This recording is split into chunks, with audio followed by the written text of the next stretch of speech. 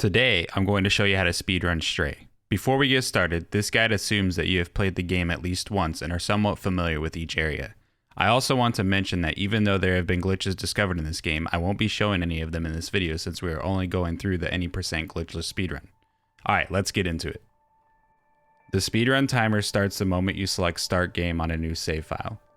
You will first be met with one of the many unskippable cutscenes in the game. After you gain control, you will interact with the 3 other cats in the cave and then sleep on the cardboard box. After another cutscene finishes, you will run through an area called Inside the City. The path here is very simple. You just jump on some pipes, go through a gap in the wall, and cross over some beams, all leading up to your next cutscene where Cat falls down into the dead city.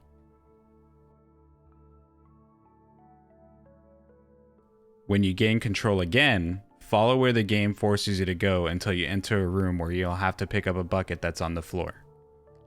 You will then climb up and drop the bucket to jam the blades blocking your path.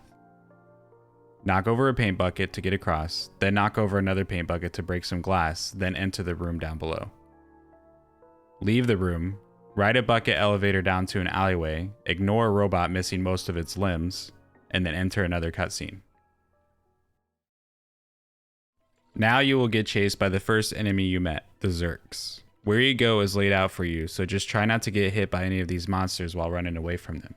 If you do, just mash the button to get them off of you and eventually escape. This next area is a little more complicated, but once you've done it a few times, you will know it really well. Mostly you'll find yourself following the very obvious bright neon signs to know the direction you need to take.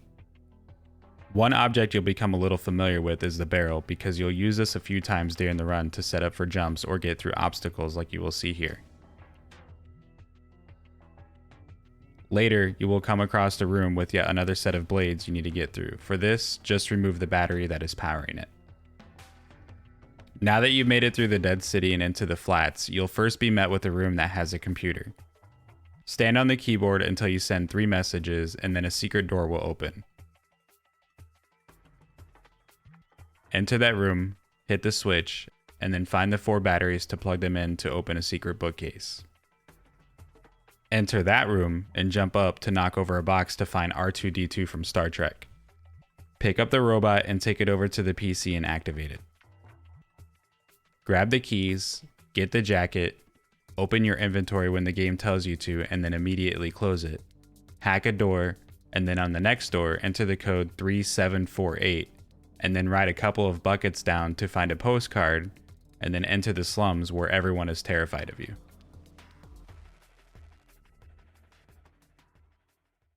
After everyone rudely slams their doors in your face, you will meet a robot called the Guardian. Talk to him and he will see that you're not a monster and make everyone open their doors. Show him the postcard you found and he will tell you to go meet Momo. This is where things get a little complicated though. Instead of following the path the story wants you to follow, it's actually faster to solve some of the puzzles ahead of time. Instead of going to Momo first, you will climb up and viciously meow at some painters to make them drop the paint so the shop owner opens the door and angrily cleans it up.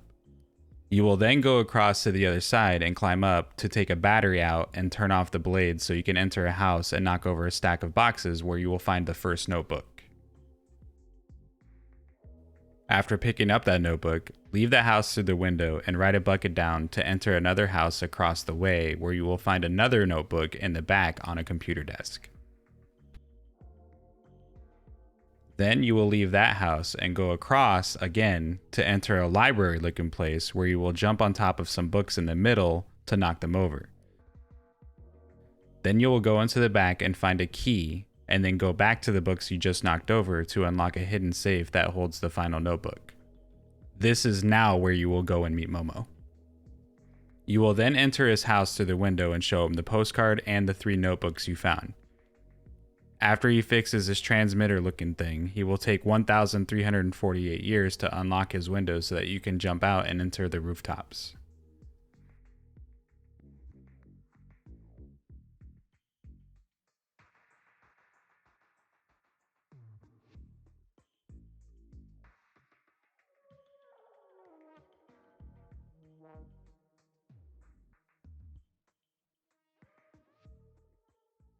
The rooftops are pretty simple. Go through the obstacles and avoid the zerks. There are a few puzzles you will have to solve here, mostly with moving beams and barrels. There's even a couple of parts where you can use the barrels to crush your enemies like the puny parasites they are. After you finally make it to the end, you will need to activate an elevator and play Call of Duty Black Ops Zombies while waiting for it to come down to you. Once it has, enter it and make it go back up so you can activate the transmitter device thingy, wait through a long cutscene, then ride a bucket back down to the slums again. After the magic bucket ride into Momo's apartment, you will need to read a note telling you to meet Momo at the bar, and then you will try to exit through his window protected by an insanely long password that takes 1,349,672 years for R2-D2 to open if you don't master the dialogue slowly.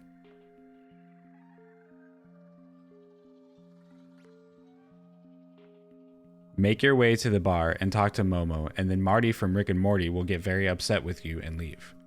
Follow Momo out of the bar, enter the shop with the spilled paint in front of it and grab the detergent. Then follow Momo again to Marty's house and sneak in. Once inside, show Marty one of the notebooks you found that belongs to Doc, then jump on his counter and knock over his picture like an asshole. This reveals a keypad that you will enter 2511 on, which will open another secret door where you will jump up and knock over a box to get a broken tracker. Show the tracker to Marty and then leave to go barter some items for other items. First, you will take the detergent you stole from the laundry place to go and buy an electric cable. You will then take that electric cable and trade it for a very large piece of cloth. After you get that piece of cloth, you will take it to Elliot so he will fix the broken tracker for you because apparently it's too cold for him to work or something. After Elliot fixes the tracker for you, jump out the window and go back to Marty to show him the fixed tracker and then follow him to a door. This is where the run becomes more linear again for a while. After Marty opens the door, you will come to an area called Dead End where you'll be chased by more Zerks and then play Donkey Kong Country for the Super Nintendo for a little bit.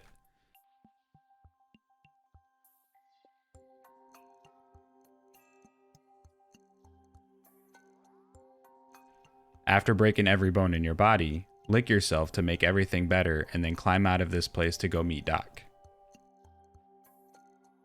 After you scare the 1.21 gigawatts out of Doc, go find his flux capacitor so that he notices you and lets you back outside again. Since you are the most intelligent cat on the planet, Doc sends you to go turn on the power to activate the flux capacitor, and then makes you run through a horde of Zerks while he takes his time killing them when you're just trying to come back home to get the pets for being a good kitty.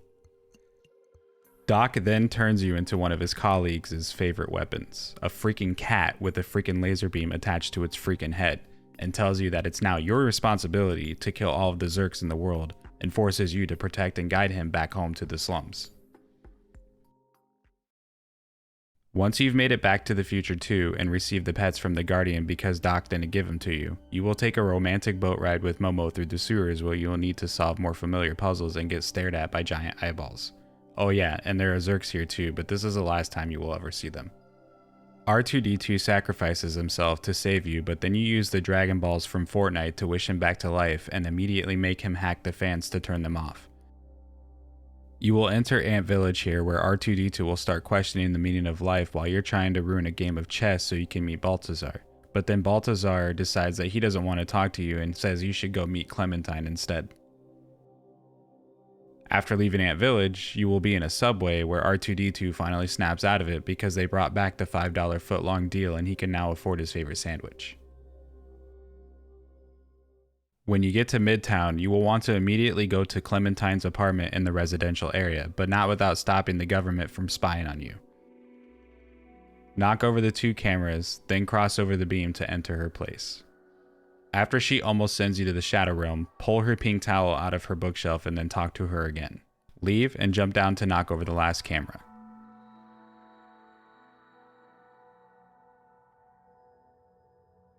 Then go wake up the drunk robot in the back of the bar to make him go back to work.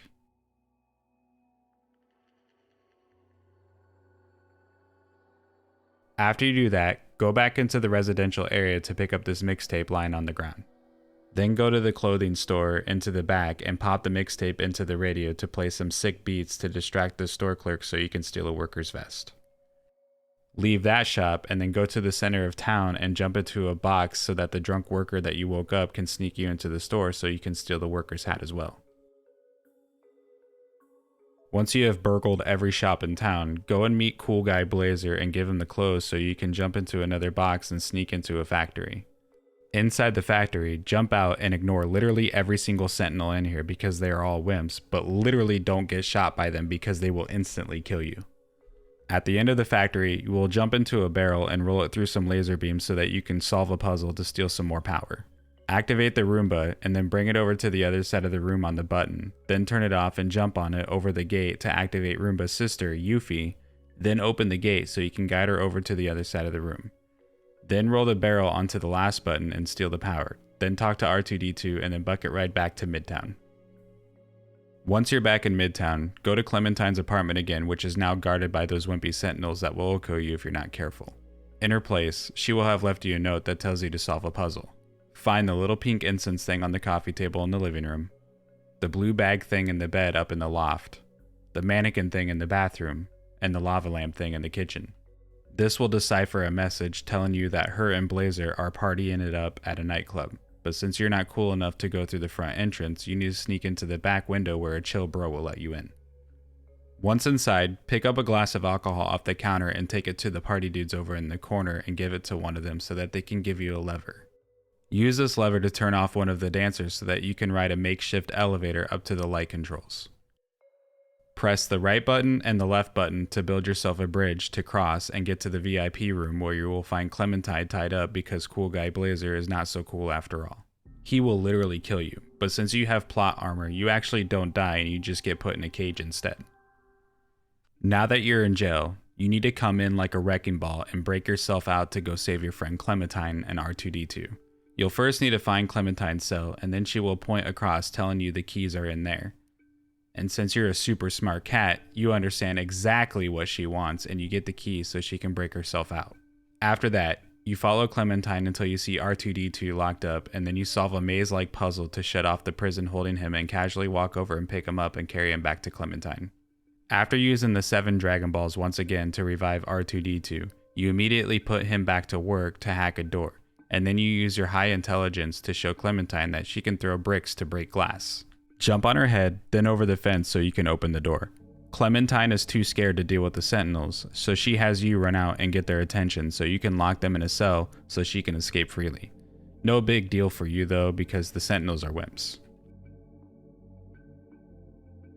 After you lock them in the cells, you use your massive noggin to show Clementine the keys to a car that she can drive so you can escape back to Midtown. But not before she makes you go and open another door and then drives away when you're about to jump on the back of a car to escape with her. She was trying to leave you for dead, but she sees that you have mad skills once you dodge the sentinel's attack and slows down just enough for you to barely jump on the back. Then she abandons you. She locks the gate and tells you to go home. Rude.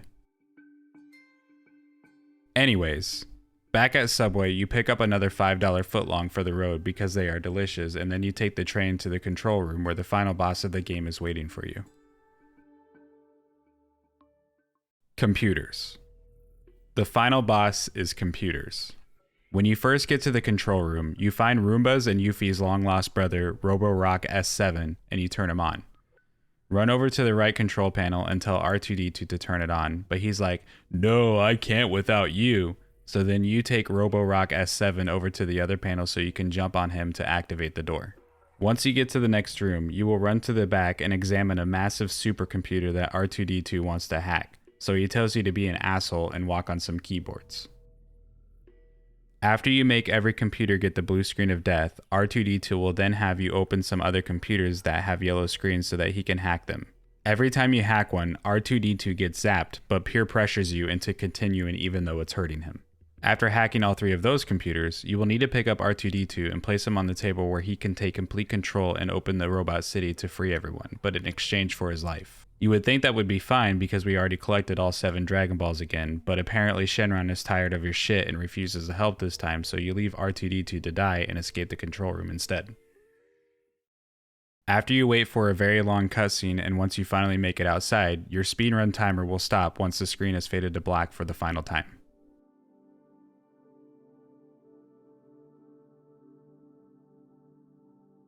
And that is how you speedrun Stray. Before wrapping up this video, I want to mention a few things.